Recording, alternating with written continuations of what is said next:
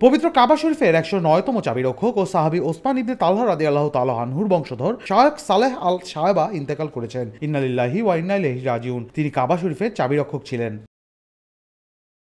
শনিবার তিনি শেষ নিঃশ্বাস ত্যাগ করেন। এরপর মসজিদুল হারামে শায়খ সালেহ আল শায়বার জানাজা নামাজ আদায় করা হয়। তাকে দাফন করা হয় আল মুআল্লা কবরস্থানে।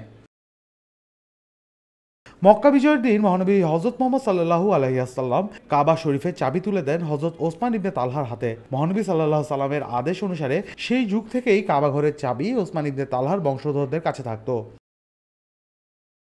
তাই তখন থেকেই ওসমান ইবনে তালহা রাদিয়াল্লাহু তাআলা আনহুর বংশধররা পর্যায়ক্রমে চাবি বহন করে আসছেন। তাদের কাছ থেকে চাবি নিয়েই বিভিন্ন সময় সৌদি আরবের বাদশা ও গণ্যমান্য ব্যক্তিরা পবিত্র কাবা ঘরে প্রবেশ করেন। তারাই কাবার দরজা খুলে দেন। তাই তাদের কাবা শরীফের অভিভাবকও বলা হয়ে থাকে।